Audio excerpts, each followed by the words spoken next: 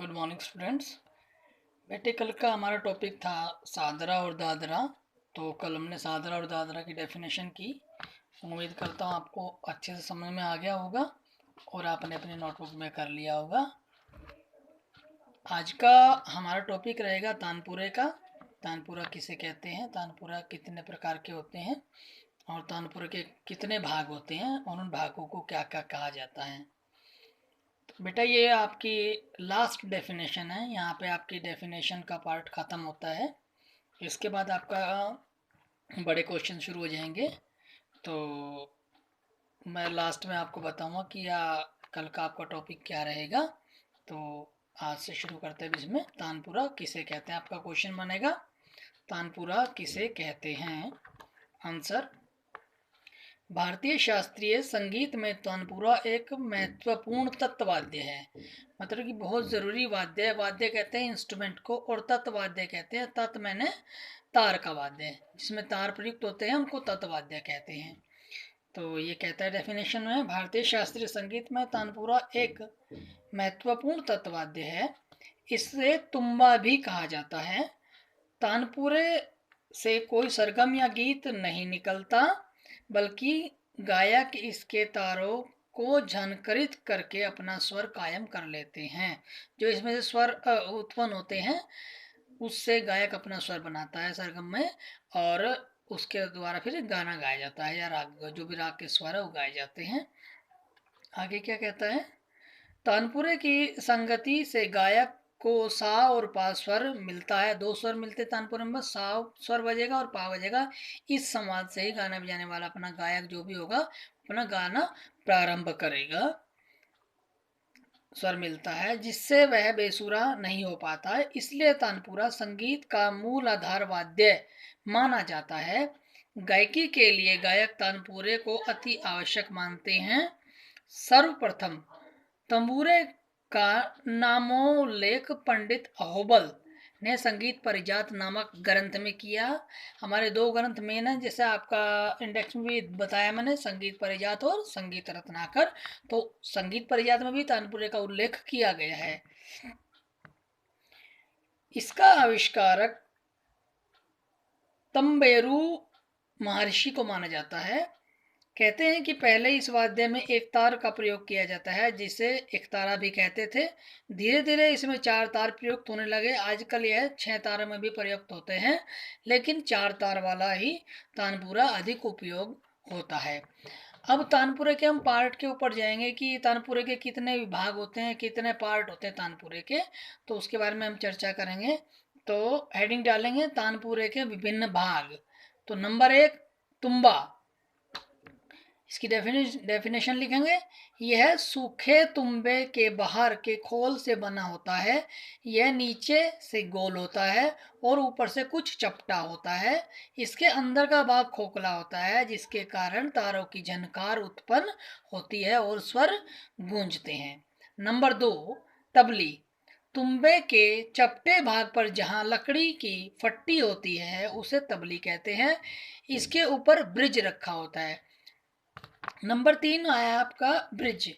Bridge तबली पर हाथी दांत से बनी छोटी सी चौकी, जिस पर तानपुरे के चारों तार स्थित होते हैं, इसे घुड़च या घोड़ी भी कहते हैं और इसे ब्रिज भी कहते हैं।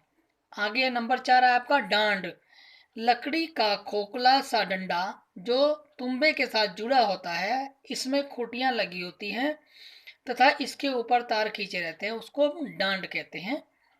नंबर 5 आया आपका लंगोट, तुम्बे के नीचे लकड़ी की बनी पट्टी जिसमें तार बंधे रहते हैं उसे लंगोट कहते हैं। नंबर 6 आया गुल्लू, डांड और तुम्बे के जोड़ का स्थान गुल्लू कहलाता है, इसे गुल भी कहते हैं। नंबर 7 आया आपका आटी या तार गहन, खूंटियों की ओर डांड पर आटी की 2 पट्टियां लगी होती हैं जिससे तार निकलकर खूंटियों से बंधे होते हैं, उसे आटी या तार गहन कहते हैं। नंबर 8 आया खूंटियां, आटी या तार गहन के आगे लकड़ी की 4 खूंटियां लगी होती हैं जिसमें तानपुरे के चारों तार बंधे होते हैं, इसे खूंटियां कहते हैं। तान, नंबर 9 आएगा आपका तार। तानपुरे के 4 तार होते हैं। पहला तार सप्तक का पास्वर, अगले 2 तार जोड़ी के तार कहलाते हैं, जो मध्य सा और चौथा तार मंद सा से मिलाया जाता है। इस प्रकार तानपुरे के चारों तार पा सा सा से मिलाया जाता है, तथा जब किसी राग में पास्वर नहीं लगता या वर्जित होता है तो वह स्वर तानपुरे में मिलाया जाता है, मां सा सा से मिलाया जाता है। अगर राग में मां स्वर तीव्र लगता है तो उसका संवाद बनेगा नी सा सा, ये संवाद बनेगा। कहने का मतलब है बेटे, तानपुरा जिसे हम गाते हैं सा पा संवाद मिलता है, तो अगर जिस जिस राग में सिंपल स्वर लगते हैं उसको सा पा से मिलाए जाते हैं। अगर जिस राग में पा स्वर वर्जित होता है तो उसको मा सा से मिलाए जाते हैं, और जिन रागों में मा तीव्र होता है उनको नी सा से मिलाया जाता है। नंबर 10 आया मन के। घुड़च से लंगोट तक के चारों तारों में मनके पिरोए जाते हैं। इनकी सहायता से तारों में आवश्यकता अनुसार थोड़ा सा ऊपर चढ़ाव करके स्वर मिलाया जाता है। नंबर आया 11 आपका धागा। ब्रिज और तारों के बीच में धागे का टुकड़ा दबाया जाता है। धागा घुड़च पर टिक कर तारों के नीचे से निकला जाता है। उचित स्थान पर लगने से तानपुरे की इससे झनकार बढ़ती है, वाइब्रेशन बढ़ जाती है, जिससे तानपुरा जो हम स्वर बजा रहे हैं वो गूंज उठता है। तो बेटे तानपुरे के ये आपको भाग बताए हैं, आज 11 भाग हैं। मैं फिर से रिपीट करता हूँ। नंबर 1 तुम्बा, नंबर 2 तबली, नंबर 3 ब्रिज, डांड, लंगोट, गुल्लू, आटी, तार गहन, खुटिया, तार और मनके और धागा। बेटे आज का आपका तानपुरे का टॉपिक यहीं समाप्त होता है। इसमें इसकी पिक्चर भी दिखाई गई है, जो मैं व्हाट्सएप पे आपको नोट्स डाल दूंगा, उसमें आप अब अपनी नोटबुक में भी बना लेंगे इसको। और आज का आपका तानपुरे का टॉपिक यहीं पे समाप्त होता है। डेफिनेशन पार्ट आपका यहाँ पे सभी डेफिनेशन आज यहाँ पे आपकी समाप्त होती हैं। कल का आपका टॉपिक रहेगा जो बड़ा रहेगा, राग रागनी वर्गीकरण। क्वेश्चन बनेगा राग रागनी वर्गीकरण किसे कहते हैं, इसका हमारे संगीत में क्या महत्व होता है। तो कल का हमारा टॉपिक ये बनेगा। तो उम्मीद करता हूँ आपको समझ में आ गया होगा। Thank you.